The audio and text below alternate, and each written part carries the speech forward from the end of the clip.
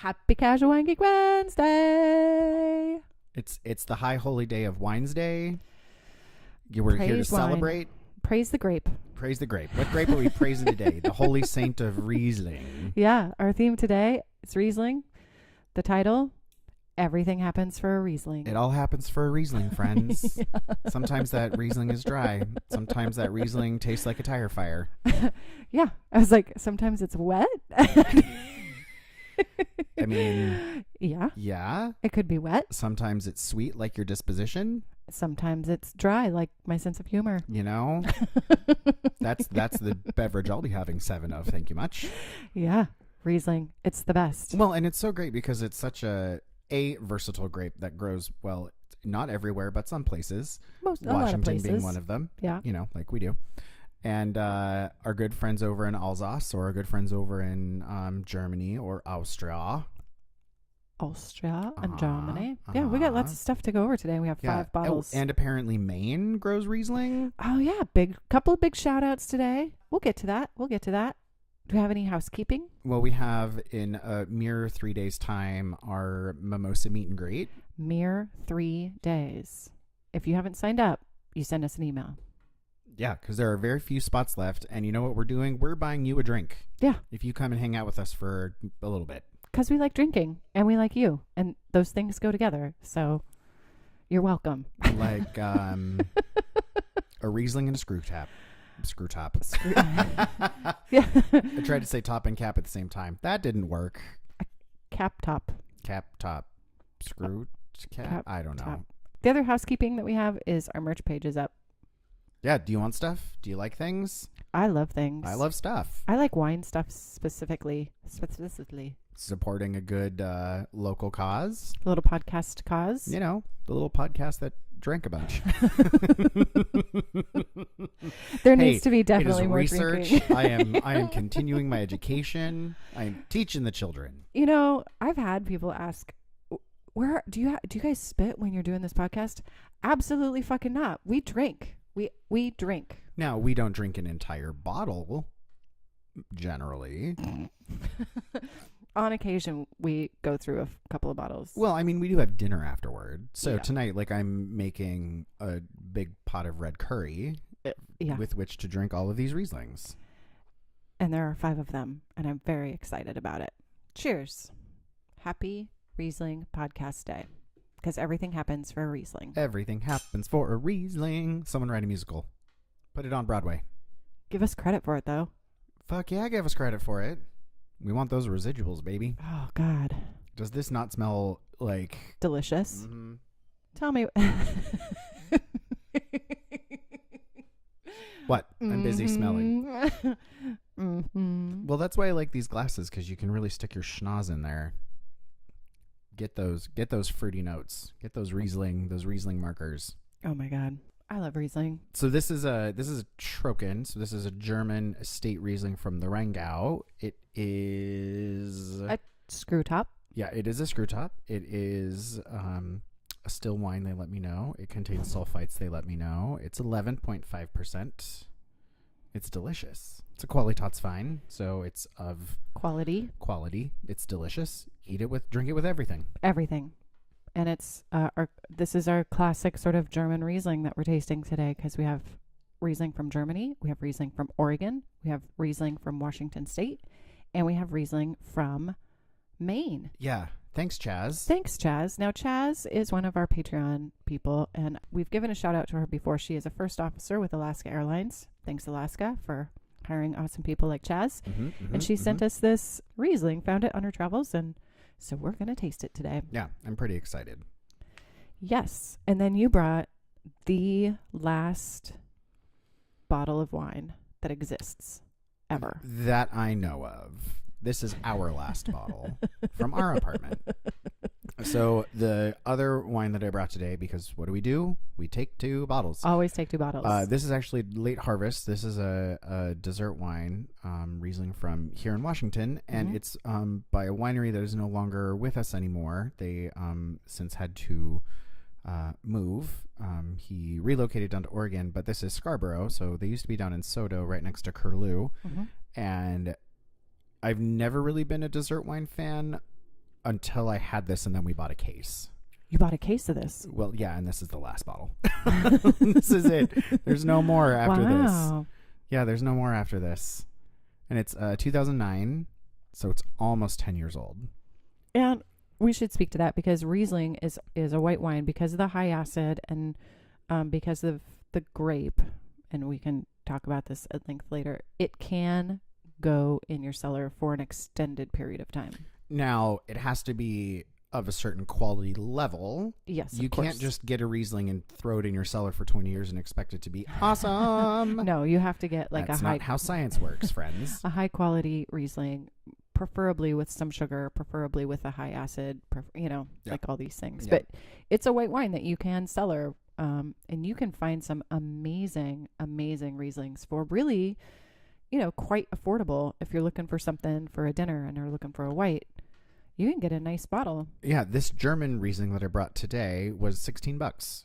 Yeah, I think everything was $15 is where I was when I bought 12 to 15.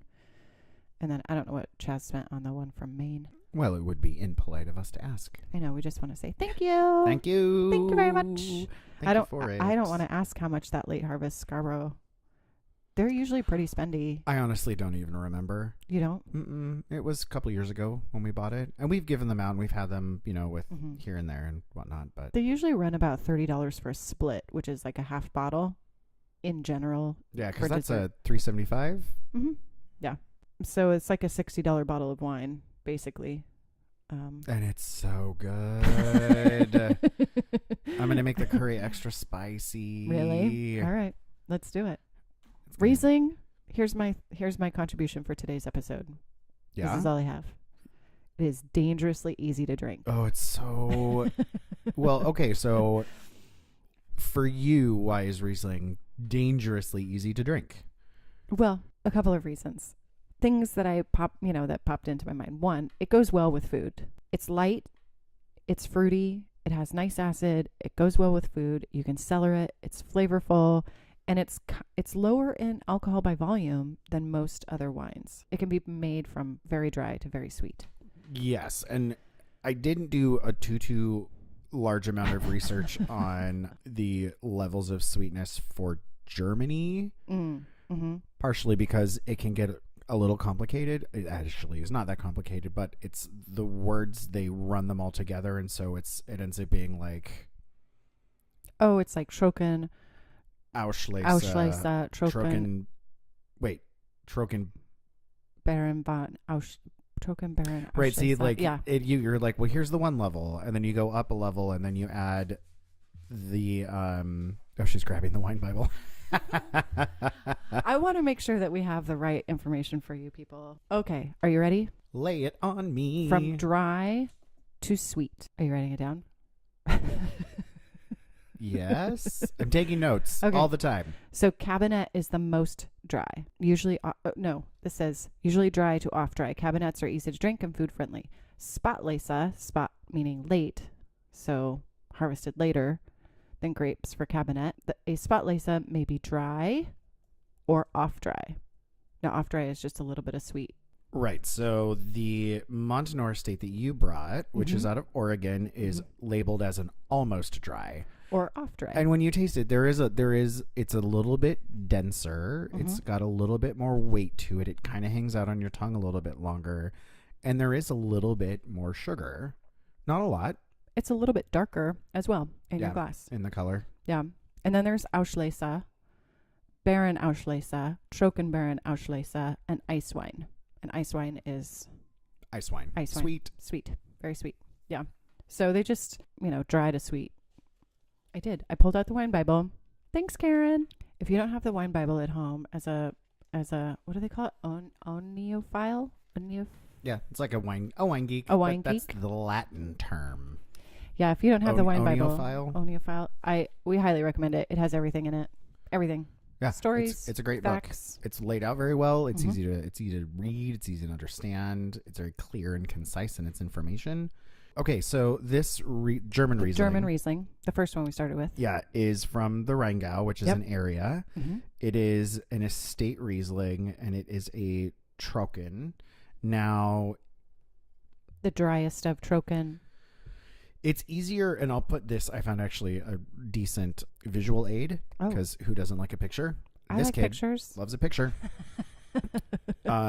If you think of it as rings instead of a pyramid, it's a little bit easier to understand. So in the middle, you've got the VDP, and then a bigger wine would be Prädikatswein, and then after that would be Qualitätswein, which is what this is. Got it. Still Trocken means still dry. And then after that, you have land wine, which is sort of table wine. Perfect. Yeah, this is $16. Delicious. So good. And they do a whole gambit of all the way up to Spätlese, Auslese, Baron Auslese. Do they do ice wine? They do an ice wine, yeah. I think. Probably. More than likely. And then I mean, it's, if you think about like Riesling in Germany, it's such a food-friendly wine that a lot of the things that you're eating there, sausages, heavier meats, a lot of cheese, bread. It needs the acid to cut the food. So if you're having trouble pairing a wine with some sort of dinner, you get yourself a Riesling. Yeah. Get yourself a Riesling. I mean, there's a reason that a lot of people, when there's a Riesling why. Oh, Jesus. I was waiting all day to do that. Don't shake your with head at you. me. I can't with you. We warned everybody, and I warned you. We were doing this whole thing. There would be lots of puns. Yeah, I mean, yeah, you're not wrong. I know. Okay, there's a reason why.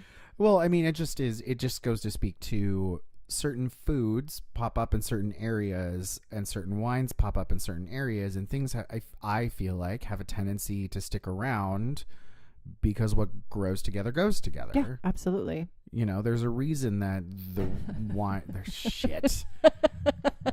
There's a Riesling that the wines in Germany match the food really, really well. Yeah, absolutely. I totally agree. That's all.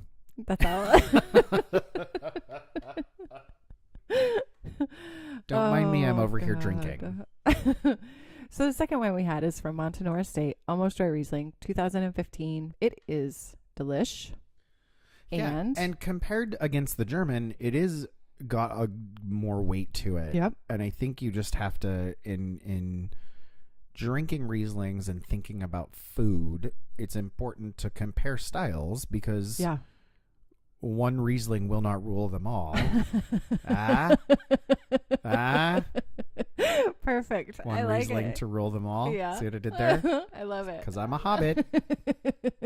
Right over here. We talked about Montanore Estate in an earlier episode, how they're the largest biodynamic winemaking or producer. Did you bring their Pinot Gris? I think so. I think it was in our... Or maybe it was...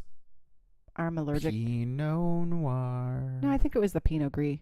Anyway, big shout out to them and their tasting room manager, who happens to be one of my very good friends, Ari Gray. Go to Montanore, say hi to him. Yeah, their wines are delicious. And this Riesling is very food friendly. It's nice and bright. The alcohol level is 12. Is it? Yeah, it's all organic. 11.3. Oh, that's not so bad. Yeah, Forest Grove, Oregon, Great. Certified organic, made with Demeter certified biodynamic grapes. Yeah, I think it was in there. I think it was in our I'm Allergic episode, or Woo Woo Wine, where we talked about biodynamic wine. And they're like the largest biodynamic wine producer. And I don't remember if it was in the nation or just in Oregon. I'm going to guess for sure Oregon. Yeah. I can't speak to of the nation. I can't either, but it's a fluid fact, and we'll check back next week. Or we'll forget and we'll move on to Merlot. Yeah, you had me at Merlot. You had me at Merlot. That's the theme next week. Hang on, kids. It's going to be real fun. So in terms of Riesling, what you should generally be smelling or tasting: honey, honeycomb, beeswax, petrol, ginger, citrus blossom, rubber, diesel fuel, Pears. Apricots, nectarines, peaches, apples, pears, pineapple, lime, Mayer lemons. Diesel fuel. And tar. Sometimes you get that like fresh tarred road smell. Well, and I like, because you get some of that citrus blossom ginger. It's really great with Thai food. Oh, yeah. I used a lot of ginger in the marinade I made today. Because I like ginger, and I think that it's good for you. Science tells me so. I feel like when you get into that diesel quality, a lot of people get a little turned off, or maybe a lot turned off. I personally really enjoy the smell of that petrol, diesel-y, tarry in Riesling. Kind of, yeah, I do too. And there are some people who think that it's a fault, and there are some people who think that it's not. And one of those people who thinks it's a fault is very well respected. No. Well, he's a very well respected winemaker in France, and that's tough. His side of it is just because something has been accepted doesn't make it right. So because we've been going along with this idea for centuries doesn't mean that it's okay.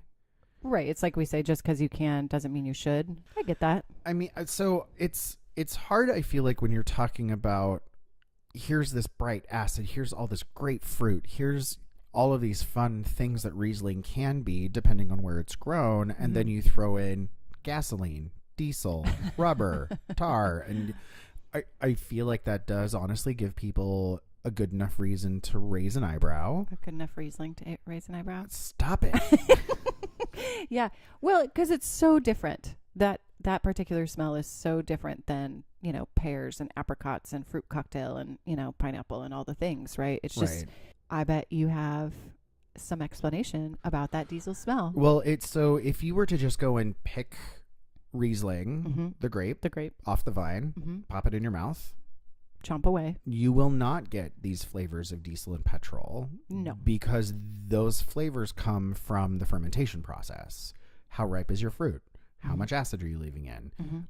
They can show up because of age. They can show up because of time in a cellar. They can show up because of how ripe the fruit is. Like, it definitely comes down to, how did you make this wine? What was your intention?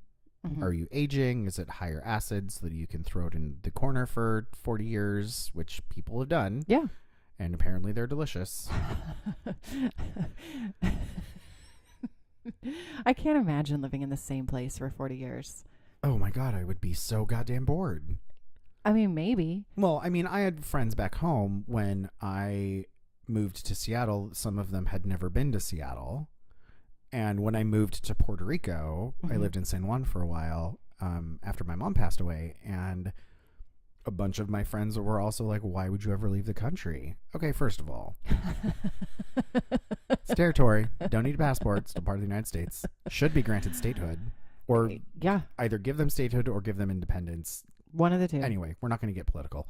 And so I feel like with Riesling, it kind of ties into that. You do things because of how you want the wine to end up, and some people will not agree with you, and some people will question your decisions, and why would you do this, and why would you go there, and why would you... I think that happens XYZ not just thing. With Riesling, though, with any winemaking decisions, or with any, with any winemaker, right? Right, and so I think that what I'm trying to get at is with some of the quote-unquote faults, we'll say, that people think Riesling can develop. Like a diesel petrol smell. Like a diesel petrol smell. So what that actually is, aromas in the wine form during the fermentation process, which is why you won't pick a Riesling and it won't taste like diesel, because not all Rieslings will have that. Yeah, will absolutely. have that characteristic. It's not across the board, flat out given. The reason that your Riesling smells and tastes like gasoline is due to a chemical compound called TDN, which happens to form as a result of ripening or age. Actually, a lot of the aromas and flavors in your wine, like cedar or graphite or tar, don't sound appealing, if you're also comparing them with fruit-forward descriptions. Yeah. But, they're fine. Barbera can sometimes taste like tar. Nebbiolo can have that. Yeah. Sometimes there's like a charcoal flavor. Like, I like it because I think it rounds out and gives more dimension to the fruit. But to each their own. Wine is so subjective. Oh, for sure. And so I was talking about, here's this French winemaker, Chapoutier, who one time told Decanter magazine that the petrol in Riesling was a flaw and the result of decomposition of veins within the grape. So on the other hand, you have other winemakers who put together a French wine report with a wine writer, and that wine writer claimed that TDN is a result of the production of carotenoids in the grapes. Now, according to this gentleman, factors that are likely to increase the TDN include the ripeness of your grapes, lower yield, later harvest, high sun exposure, water stress, and high acid content. So, interesting. Otherwise saying that the hint of petrol is not a fault, but rather a natural byproduct of the very conditions that make Rieslings awesome. Yeah. You want to have a lower yield, have a lower yield. Your fruit's going to be better. Yeah. You have a better sun exposure. You're going to stress that water a little bit and not allow it to get fully hydrated, like causes stress on the vine, which also makes really good fruit, we found out. Fun fact. Weird. A little bit of stress makes better wine. I think a little bit of stress makes better people too. I'm having some more. Don't mind if I do. I think you should, and you shouldn't apologize. This is the 2014 American Riesling from Maine. Oh, this is Chaz. From Turtle Creek is the production facility. La Homa Vineyard. It's very fruit forward. It does have a lot of fruit compared to the Oregon. It's almost a little more orange. I get yeah, like a really juicy navel orange, a little bit of nectarine. I'm going to say it's off dry. It's got a little bit more sugar to it. It's a little weighted on the tongue. Yeah. The acid is very front and then kind of dissipates. This would be a great summer sipper. Oh yeah, absolutely. You know, and it's so interesting to go from the Turtle Creek and then go back to the Montanore. I didn't get the diesel when we first tasted the Montanore, but I get it for sure now after tasting the Turtle Creek because the Turtle Creek was so fruit forward. Yeah. Right? Yeah. It's amazing. But when I had the German Riesling, yeah, it didn't right away. Yeah. Yeah, for sure. But you didn't pick up the diesel smell on the Montanore. Mm-hmm. This is why you always take 2 bottles so you can taste things side by side. Geek out about it. I know. This is the part that I love. Like, oh my gosh, we're tasting 5 Rieslings today. We're tasting it side by side. These are interesting things from different places in the world, and all different winemakers, and you can taste it. You can taste the difference. Yeah. I would not expect quality wine to come out of the state of Maine.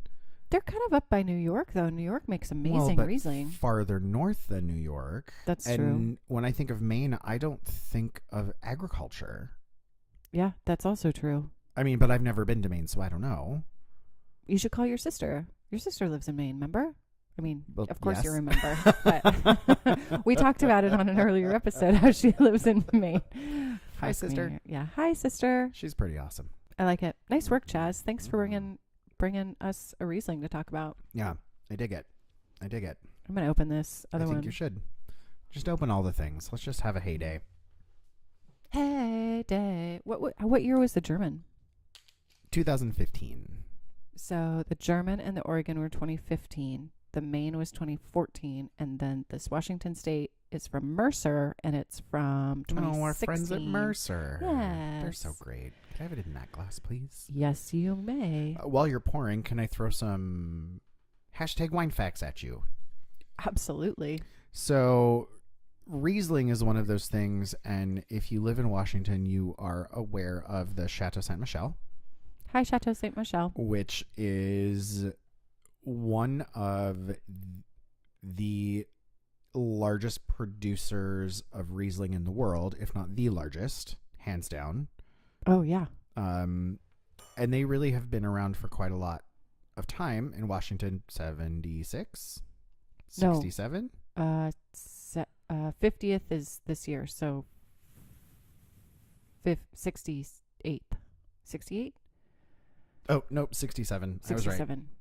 So their first vintage was a cab from Yakima Valley in 1967. They do so much for the state of Washington, the community, the wine. Like, they do so much for Washington wine. Chateau Ste. Michelle. They are owned by a cigarette company, but they do give back a lot to the community. Well, the Chateau Ste. Michelle is the state's flagship winery and the world's leading Riesling producer. And fun, also sidebar fact, they've received Winery of the Year honors more than 20 times from Wine and Spirits magazine. That's amazing. That's, you know, for being a large producer and being able to pump out so much wine. Well, and I mean, they also own a lot of wineries under the umbrella as well, you know, and awesome for them. It's, I don't know. I think some of their stuff is good.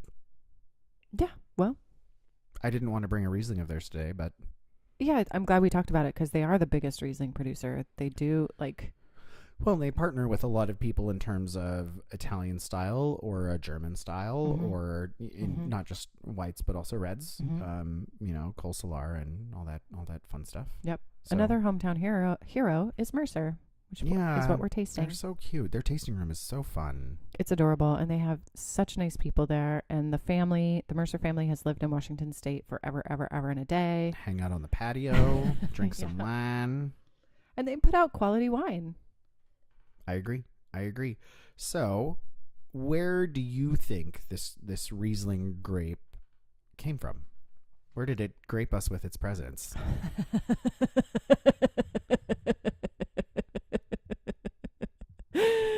Nice work. Hey. Nice work. Hey. I'm going to guess Gouais Blanc because Gouais Blanc is the mother grape of everything. Well, yes, but I'm asking where did it come from? Oh, where in the world? Is Carmen San Diego. Also Carmen Yer San Diego. Maybe we do an episode on Carmen Yer and we call it Carmen Yer San Diego. Where in the world? Where in the world? Where in the world did it come from? I would say Austria. You were very close. I was going to pick Germany, but that would be right. The money shot. I wanted to pick Germany, but then I was like, no, that seems way too obvious because they put out, 60% of the world's Riesling or whatever the number is. Yeah, so the grape was originated in the Rhineland. Riesling's origins actually date back to about 1435. That's just like yesterday. What were you doing? Where were you? I was getting my driver's license. It was a lovely fall day. I was having my nails done. There's a record of a German count who bought 6 wine vines, making it the first documented varietal sale. So the first documented varietal sale in all of wine history is Riesling in 14. Is that what you're saying? Because that's incredible. Well, I'm not going to speak to if it's the very first documented sale of vines ever, but this is the first Riesling documented for sure wine sale. Documented in Germany. Yeah. How interesting. It is considered to be one of the very best food pairing wines in the world because it's easy to drink. You've got it depends on the level of sweetness and acid, but it is, that acid will carry you right on through to the other side. The acid, the fruit, the diesel, all of it. Yeah, it's grown in a lot of areas. You see it in Austria. You see it in Alsace in France. You see it all over Germany. It's hanging out here in Washington State. It's grown a little bit in California. Not a huge amount. They do a lot of it in New York that we talked about on our New York Wine Day. Yes. In the Finger Lakes area, they do a lot of Riesling. So in order of awesomeness, or rather acreage planted, whatever. Awesomeness. Germany comes in at 56,000 acres for the Pfalz and Mosel and the Rhine-Hessen, which are all major areas of production in Germany. Yep. It's these really windy rivers, very steep slopes, a lot of sun bouncing off the rivers to warm the grapes up because in this part of Germany is one of the northernmost wine growing regions in the world. Wow. Yeah. Of course. Yeah. I'm just saying. So after 56,000 acres in the Pfalz, the Rhine-Hessen, the Mosel, all of Germany, you move down to Australia, 10,300 acres. So the Clare Valley, Eden Valley. Wow. I never would have guessed Australia does Riesling. United States comes in at 9,000 acres. Wow, this might have changed since when this article came out, but Washington State, California, Finger Lakes, 10% of the Finger Lakes is all Riesling. Alsace in France, 8,700. Austria with 4,600. New Zealand with 1,830. Now, you also have to realize spatially, Austria is not a large country. Yeah, that's true. When did this article come out? Do you remember? I can let you know later. That's okay. I was just curious because it seems so crazy that Washington is so far down the list, but we produce so much Riesling here. Well, acreage wise, Yeah. right? It might be that Germany has more acreage, we produce more because we might not be thinning back as much. We don't have the same rules in terms of planting. Yeah, and I know that we use it a lot in blending. So you're not just growing Riesling to make Riesling, you're growing Riesling to make white blends, you're growing Riesling to do a lot of stuff. Our friends at Trevere, I believe they do a bubbly Riesling. Ooh, speaking of, I just got back from Walla Walla. Oh my gosh, can we talk about that for a second? We're going to sidebar. Everybody hold on, we're sidebarring. Tell me about Walla Walla. Well, we got to go to some pretty awesome places. We got to go to Pepper Bridge, which is Oh, that's beautiful, huh? Oh. I think I have some of that wine in my cellar. Oh. Yeah. It was awesome. We got to do a big tour. We got to talk to the guy who built the facility. Oh my God. He's one of the founding family members. We went to Eisenhower. We went to a crawfish boil. We went to... Did you eat your weight in crawfish? Yeah. Oh my God. Did I suck the crawfish heads? I did. Yeah, absolutely. After someone showed me how to do it correctly. Oh yeah, there's a way. Oh yeah, there's a way. And I respect the way. Don't be a novice. Make sure you know the way. Give me that andouille sausage. Oh my God. And you drank so good. Everything. Oh, of course we did. But we went to Eisenhower and they do a sparkling Roussanne. A sparkling Roussanne? Sparkling Roussanne. It was delicious. I'd never seen it before. Wow. I wasn't of the mindset to pick a bottle up and I should have. Huh. I grabbed rosé instead. Well, that's a solid choice. Because it was a Cab Franc rosé and it's awesome. It's so good. Yeah. Well, we're going to have to drink it. Okay. I've got people on the inside. Perfect. I don't you worry. A sparkling Roussanne. It was a sparkling Roussanne. Brut, dry, delicious. Wow. Yeah, it was really interesting. Good. It was really, really tasty. What are some more fun Riesling facts, Brandon? Well, where did my facts page go? There it went. I'm so jealous of your trip to Walla Walla because that is such a beautiful place to go and stay and walk through and taste through. I mean, it's amazing. I would have enjoyed the drive over much more if I wasn't car sick the whole time. Oh, honey. Yeah, I get the nausea. I had my ginger. I had my little... Did you go sleepy time in the back? My little... little pressure point bracelet thing. Yeah. I was fine. I didn't barf. It was good. Take a Dramamine, have a glass of wine to supercharge it and go to sleep. God. I... out like a goddamn light. Oh my gosh. Like a goddamn light. I hate getting car sick more than anything. Oh yeah, me too. Anything. Me too. Riesling is seldom oaked. Yeah. I don't think I've ever tasted a Riesling that's been an oak. Have you? I don't think so either. I'm just reading off the list of facts that I found. That seems like a weird thing to me. That seems like a really weird thing. But maybe I would love to taste a Riesling that's been oaked. I've tasted white blends that have been oaked with Riesling in it. Yeah, I feel like that's different though, because some of the things you're blending need to be an oak a little bit and probably neutral and not new. So barrels that have already been used X amount of times, so the oil in the wood doesn't affect the wine as much. Yeah. Really low alcohol content Rieslings because they don't get super, super ripe because they are so far north and the acid is kept pretty high. The booze count pretty low. Yeah. Which is nice because you can have a couple glasses and... a couple bottles. I mean... Don't drive after 2 bottles. No. Don't do that. Safety first. Don't get the deads. Don't get the deads. Riesling is also one of the oldest grape varietals around. However, not foolproof. A good marker of how old a variety is can be found in how many synonyms it has. Oh. Let's see. So, like, Tempranillo has, like, 17 different names. Oh, really? Mm-hmm. Wow. So, over the course of centuries, as the varietal moves from region to region to region, it generally takes on a new name, even though it's the same genetic material. Syrah. Shiraz. Synonyms for Riesling include Johannesburg, used in Switzerland after the 20s. Before that, it was Velay, Raisin du Rhine in the Alsace area, Starovetsky in the Czech Republic, Lipka, also in Czech Republic, Rinsky Rieslingi in Slovenia, and there are countless dozens more than that. Wow. Now, a lot of current theories will pinpoint the Rheingau in Germany, where my German Riesling comes from. I was going to say. She represented. Nice work. As the likely place of origin. And like we mentioned, in 1435 is when they had the first mention of Riesling. Now, Riesling, one of its parents is Gouet Blanc. So you were correct. Gouet Blanc. She who is related to all the things. Everything. She's like the mother of dragons. Yeah, She's the mother of grapes. She is the mother of grapes. After some recent genetic testing, Gouet Blanc is one of the parents. The other grapes that Gouet Blanc is a parent of: Chardonnay, Gamay Noir, Colombard, Ferment, Blaufränkisch, like we've talked about before.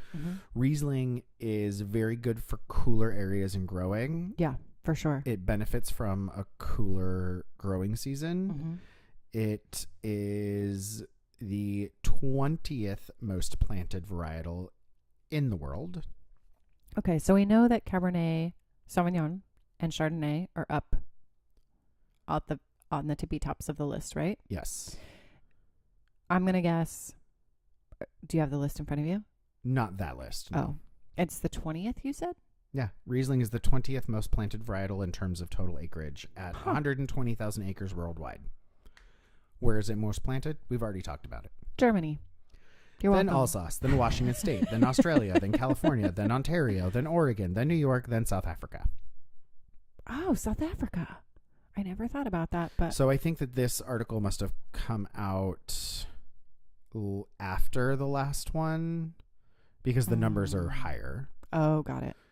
The planting acreage is higher. Yes. Got it. Yes. So while it is grown everywhere in the world, it is not the most planted. It does, however, show up in Germany, Switzerland, Australia, Hungary, Czech Republic, Slovakia, Slovenia, Croatia, Republic of Moldova, Bulgaria, Russia, Ukraine, Israel, California, Oregon, Washington, Michigan, New York, Canada, Argentina, Chile, Uruguay, Australia, New Zealand, South Africa, China, and even 19 acres planted in Japan. Wow, really? 19 acres. In Japan. In Japan. I'm curious now. It's just, it's one of those like, here's some of these cooler climate areas, a little bit more mountainous. Yeah, I could see them planting it in China. They have Cabernet Sauvignon. They have, they're doing some wine there. Well, I think if you're smart in China, you plant everything and just hope something sticks. Yeah, but 19 acres in Japan, I bet that's just like one producer just trying something out. Likely. That is very likely. Yeah, I'm going to have to look into it because now I'm super curious about what that tastes like. Maybe we have to go to Japan and find out. Awesome. I've never been. We have a sake episode coming up actually called Sake to Me in a few weeks. But yeah. Sake. Sake. The tie to Japan. I love it. It's ridiculous. I know, right? The puns, they're not going to stop. They're not going to we stop. have a whole series. You're going to love it.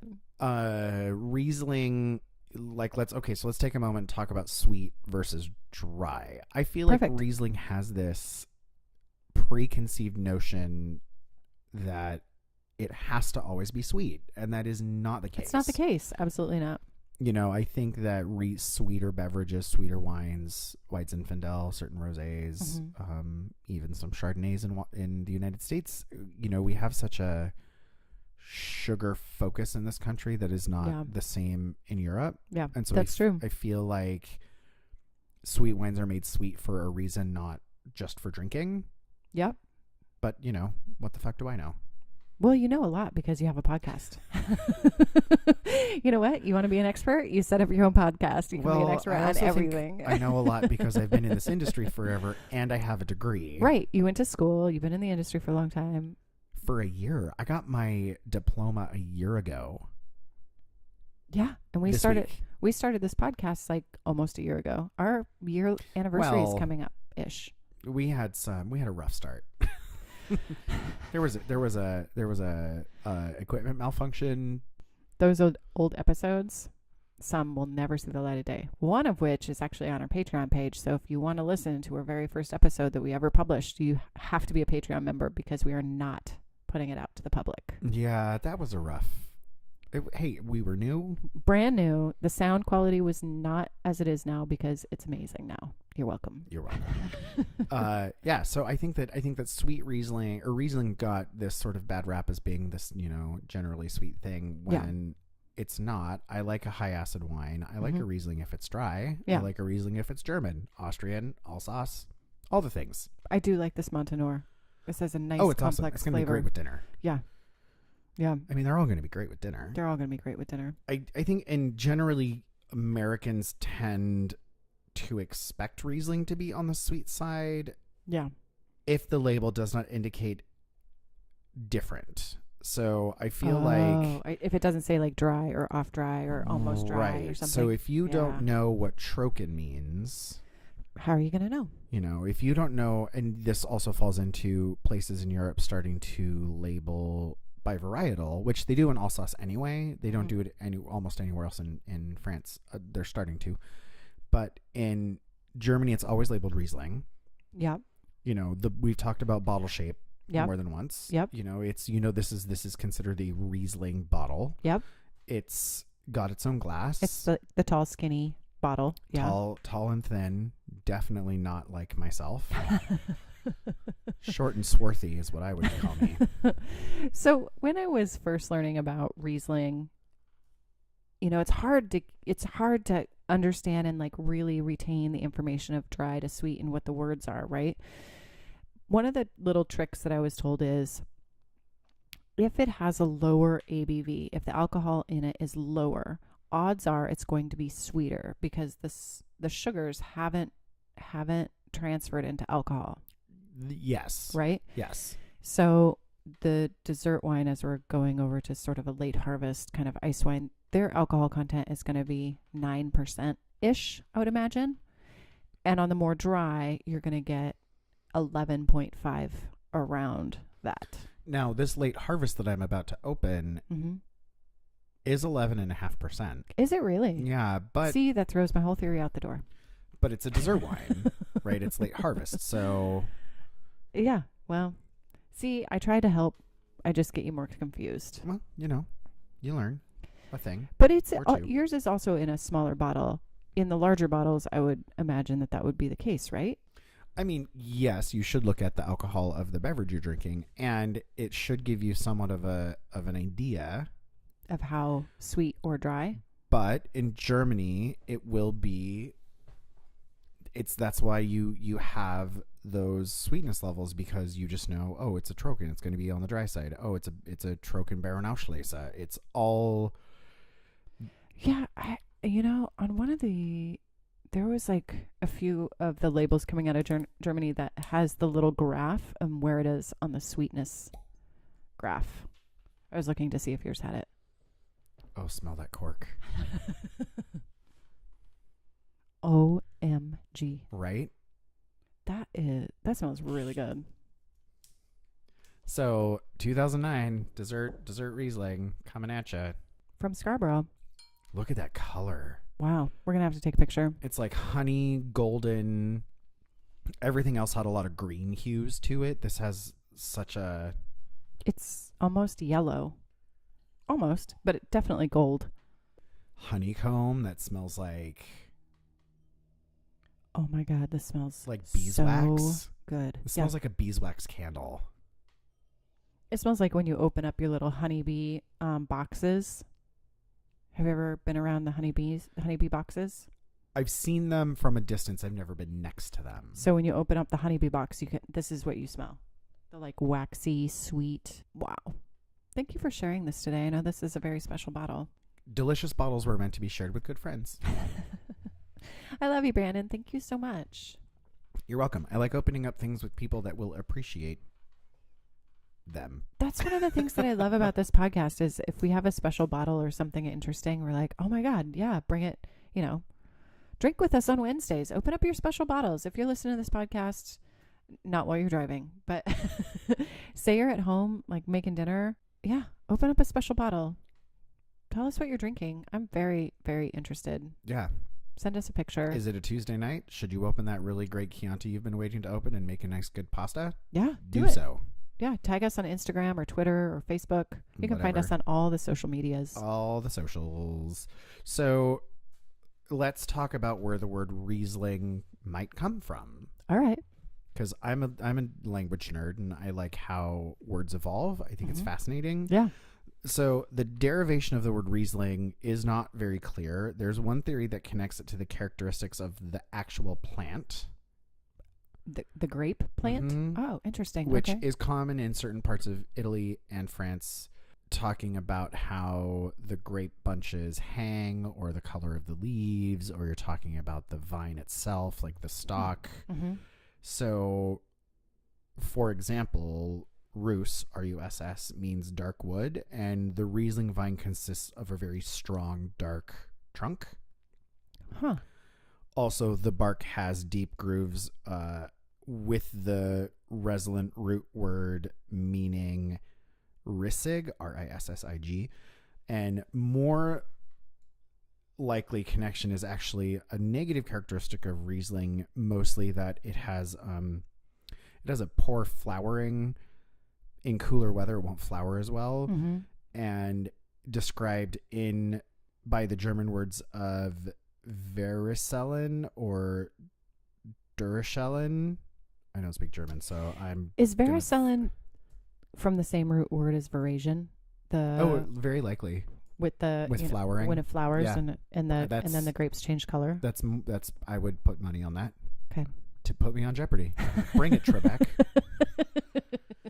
This is what I love about languages. I'm like, oh wait, this word and this word have to be related, because Verasion is when the grapes change color, right? Yes. From like green to red if it's a red grape, or from whatever to whatever. Yep. Yeah. Okay. That's like green to golden, depending on sometimes gray, sometimes red. It changes. Same root word. So while the origin of Riesling is still kind of a mystery, it is believed that the grape is indigenous to Germany, which we have seen with, our good friends, Cuvée Blanc. Yeah. And empirical evidence from today's episode. Yeah. Did the research. It checks out. We're experts. I don't know. It's just, I think it's really fascinating that it has all these different potential places that it came from. It's been listed by Hieronymus Bosch, the painter. B-A-C-H? The Garden of Earthly Delights. No idea. You'd know it if you saw it. Okay. Bach? B-A-C-H? It was B-A-S-C-H. No idea. Anyway, we'll circle back to that. We'll come back. In a Latin version of his Book of Herbs in 1552, he describes it. There's a modern spelling of the word is used, and it is nice to speculate that his painting, The Garden of Delights, was in some ways inspired by the excessive but wonderful evening with Riesling wine. I don't know that I buy that so much. Well, it is easy to drink. Well, you're not wrong. It's easy to put back. In 1511? Yeah, who's sure. to say? So in a later version of his book in 1577, it was stated that Riesling was growing in the Mosel, the Rhine, and the environs of Worms. I'm not sure what that means, but it's probably an area. By the 17th century, Riesling, R-U-E-S-S-L-I-N-G, was around, and according to a journal published in 1703, was planted throughout the area. Now, it is really important to distinguish that at this time, Riesling was starting to get known as the grape of Germany, and this was taken over because Benedictine monks in an abbey in Johannesburg, Germany, not South Africa. Okay. For a long time, when people talked about Johannesburg Riesling, I thought they were talking about South Africa. Not the same. Not the case.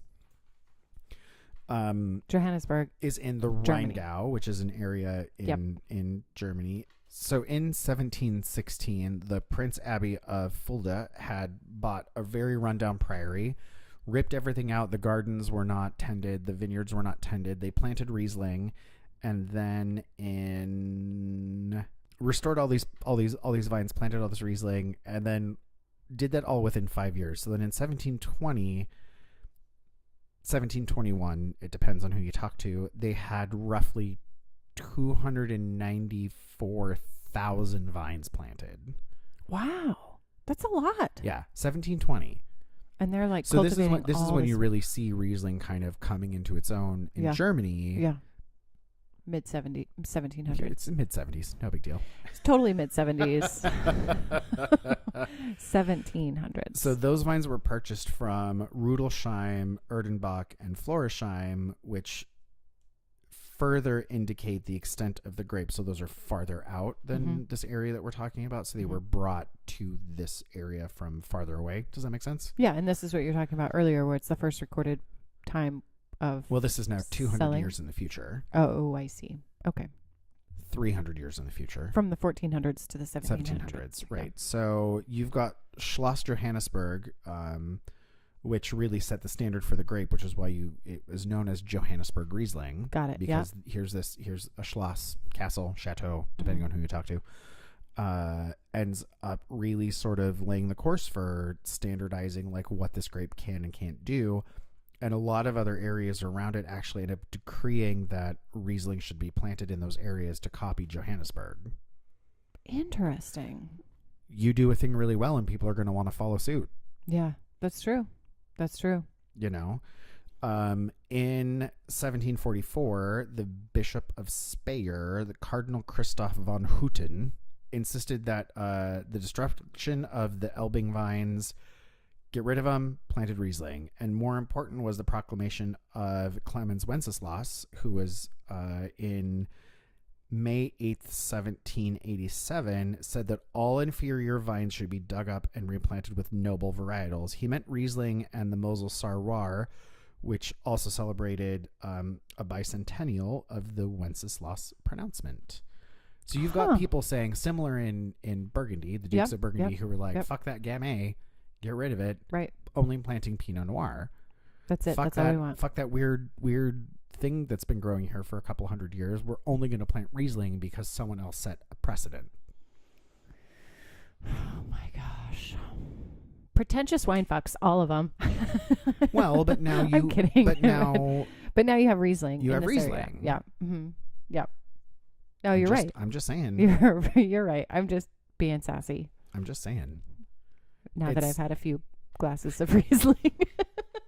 It's low octane. You're totally fine. It's so easy to drink. I can keep going on the history. I got a lot more info. It's pretty dry. It's extensive, but this is a really good place to stop because we can tell all of our listeners, if you want more info, you go to our Patreon page. You can sign up at our website, www.casualwinegeeks.com. Go to, support us on Patreon, click the link, and you can support us for as little as $1 per episode. However, if you sign up for our $5 per episode pledge, you will be getting the most awesome gift bag of cool shit. Our merch page is up on our website, and we have some cool stuff coming. And if you're on a Patreon, you get first access, including our mimosa meet and greet, which is happening coming up 3 short days. It's, brunch season is upon us, friends. What better way to celebrate than Our Lady Mimosa? Our Lady Mimosa. Can you tell that I'm a Catholic? Recovering. Small c? Small c. Lowercase. Yeah. So if we've learned anything from this episode, take a Riesling when you take your 2 bottles to your party. Yeah. Yeah. And you can throw down some knowledge on... Did you know that Riesling... Insert fact here. Yeah. There you go. First recorded sale, 1400s. Bam. Bam. Was it the 1400s? Maybe it was the 1500s. Whatever. Now I have to check myself real quick. First recorded sale of Riesling. 1435.